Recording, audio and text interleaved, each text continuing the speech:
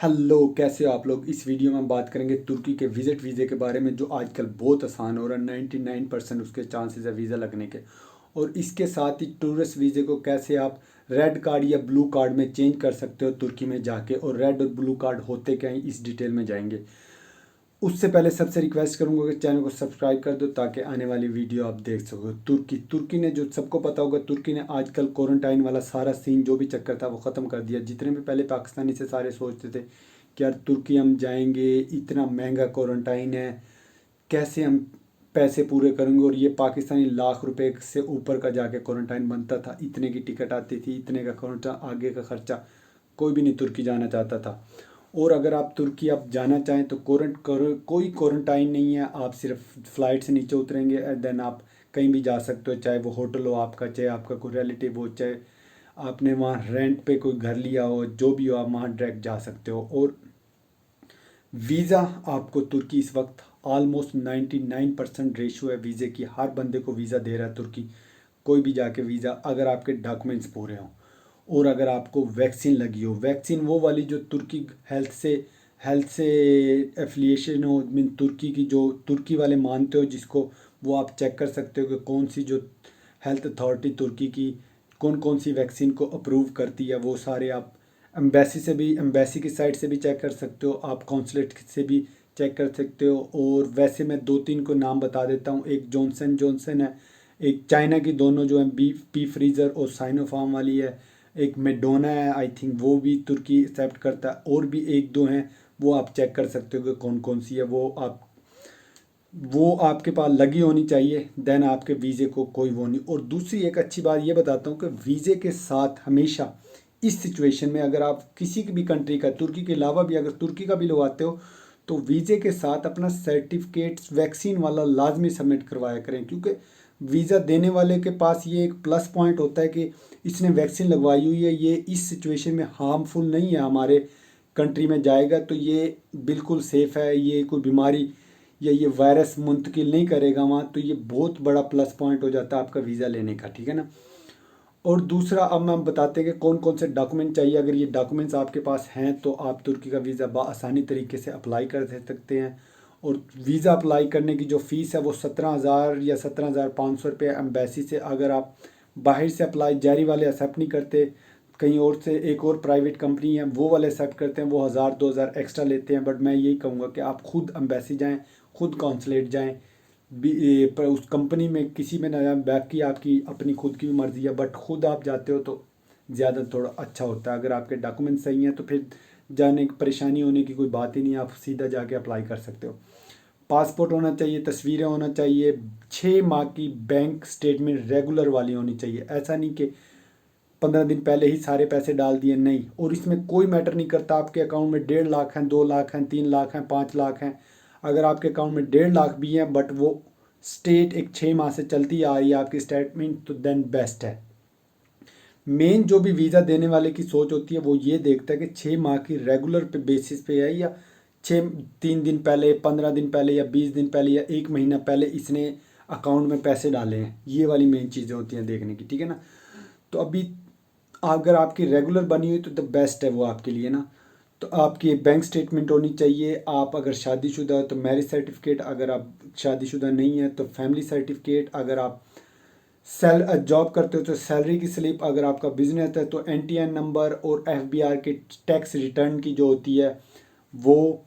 ये सारे डॉक्यूमेंट्स आपके, और आपके पास अगर मास्टर कार्ड है या क्रेडिट कार्ड है तो वो भी आप अपने वीज़े के साथ जमा कराने, क्योंकि वैक्सीन का भी प्लस प्लस पॉइंट है इस सिचुएशन में। और क्रेडिट कार्ड और मास्टर और गोल्डन कार्ड वालों को तो आज तक किसी का वीज़ा रिजेक्ट नहीं हुआ जिसका गोल्डन कार्ड हो जिसके पास। तो आप ये सारे डॉक्यूमेंट्स अगर एम्बेसी में जमा कराते हैं तो 2 वीक में आपका वीज़ा लग जाता है। और इस वक्त वीज़ा किसी का भी रिजेक्ट नहीं हो रहा अगर आप तुर्की जाना चाहें तो आपका वीज़ा लग जाता है। वीज़ा आपका लगता है 1 हफ्ते का, और से लेके 1 महीने तक का। और जो भी आप जब फॉर्म फिल करते हैं तो वो पूछते हैं कि आपने विजिट वीज़ा कहाँ, किधर, कौन से सिटी जाना है। आप ऑलमोस्ट लोग एक ही सिटी लिख देते हैं। आप हमेशा किसी भी कंट्री का जब वीज़ा हो तो उसमें 2 3 सिटी लिखा करें, और 3 3 4 4 5 5 दिन का गैप बना दिया करेंगे, 3 दिन इधर रहना है, 4 दिन इधर रहना है, 5 दिन इधर रहना है, जैसे आपको सूटेबल लगे।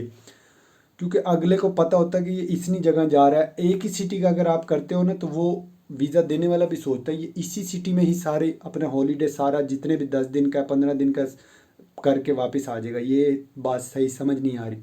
तो हमेशा 2 सिटी 3 सिटी लाजमी चूज़ किया करो, कम से कम 2 सिटी तो अपने माइंड में लाजमी रखा करो किसी भी जगह का भी। तो आप इस्तांबुल के साथ किसी और जगह का भी, आप किसी और सिटी का भी आप नाम लिख देना। तो 2 हफ्ते में आपका वीज़ा मिल जाएगा। वीज़ा मिल जाएगा देन आप वहाँ जा सकते हो, और वहाँ जाके कोई क्वारंटाइन नहीं है। और वहाँ जाने के बाद एक होता है रेड कार्ड, एक होता है ब्लू कार्ड। रेड कार्ड होता है सिर्फ वहाँ आप 1 साल के लिए होता है, आप वहाँ रह सकते हो, जॉब नहीं कर सकते। ब्लू कार्ड होता है काम भी कर सकते हो आप, बट ब्लू कार्ड के लिए आपको जॉब ढूंढनी पड़ेगी, कोई कंपनी आपको हायर करेगी, देन आपका ब्लू कार्ड का प्रोसेस होगा। बट रेड कार्ड के लिए आप खुद से अप्लाई कर सकते हो। जी हाँ, खुद से अप्लाई करने के लिए भी आपके पास पैसे होने चाहिए $400-500, और आपके पास रेजिडेंस होना चाहिए, कोई कमरे का कॉन्ट्रैक्ट होना चाहिए आपके पास, कि आपने के पास रिहाइश भी है, आपके पास इतनी अमाउंट भी थोड़ी शो होनी चाहिए आपकी, और आपके पास टैक्स का भी वहाँ हो कि आप पे रहे हो। ये सारी चीज़ें आपके पास होनी चाहिए, रसीदें जो आप वहाँ यूज़ करते हो, उतरने के बाद जो जो चीज़ें लेते हो वो सारी रसीदें भी आपके पास होनी चाहिए। ये होने के साथ आप अप्लाई कर सकते हो रेड कार्ड। और रेड कार्ड 1 साल के बाद दोबारा एक्सटेंड हो जाता है विदाउट एग्जिट के ना, ठीक है। बट वहाँ बहुत सारे पाकिस्तानी हैं जो ये गोलियाँ देते हैं, या गोली कहूँगा मैं, अच्छे अच्छे भी लोग हैं, बट बहुत सारे पाकिस्तानी हैं जो कहते हैं कि हम आपको रेड कार्ड दिला देंगे। बट 90% इंडियन भी है, पाकिस्तानी भी हैं, बट 90% आपको वो बेवकूफ़ी कहूँगा, बेवकूफ़ बनाते हैं। इन द एंड आपका टाइम ख़त्म हो जाता है और आपको एग्ज़िट की टिकट लेनी पड़ती है, एग्ज़िट के लिए आना ही पड़ता है, और ये जो गलत बात है। इसलिए मैं आपको ये कहूँगा, अगर आप विज़िट वीज़े पे गए हो, रेड कार्ड लेना चाहते हो, तो कोई लीगल एजेंट को, लीगल वकील को आप वहाँ ढूंढना, उसकी जिसकी फ़ीस होती है $400 से $500। आलमोस्ट आप कह सकते हो कि पाकिस्तानी 1 लाख रुपया, और इंडिया के 40-50 हज़ार रुपये कम से कम होने चाहिए आपके पास इस प्रोसेस के लिए। बट ये है कि आपका 1 लाख रुपये तो लगेगा, बट 1 साल का आपका वीज़ा एक्सटेंड हो जाएगा रेड कार्ड का, और 1 साल तक आप वहाँ रह सकते हो बिला खौफ, घूम फिर सकते हो, कहीं भी जा सकते हो पूरे तुर्की में, ठीक है ना। तो ये सिंपल सी तुर्की की इस वक्त सिचुएशन की है कि आपको वीज़ा भी मिलने के चांसेस बहुत है, और आपका रेड कार्ड लेने का भी। और जो कि सबको पता है आजकल हर जगह जॉब्स की भी कमी है, हर कंट्री को ज़रूरत है लोगों की, लेबर की। तो आप अगर वहाँ जाते हो, आपके पास थोड़े पैसे हैं, अगर आपको कोई जानता है तो उसको पहले ही कह दें, वो पहले ही सारा रेड कार्ड के लिए आपका अरेंज करके रखेगा, जैसे ही आप वहाँ पहुँचोगे चेंज करवा लोगे। और अगर आपको कोई ज़्यादा ही अच्छा कोई कंपनी में जानता है तो उसको कहे कि जॉब ढूंढ के रखे, जैसे ही आप विज़िट वीज़े पे जाओगे आप वहाँ जाके उसको आप ब्लू कार्ड में चेंज करके वर्क शुरू कर सकते हैं। इससे आपका टाइम बच जाएगा, आपका टाइम वेस्ट नहीं होगा।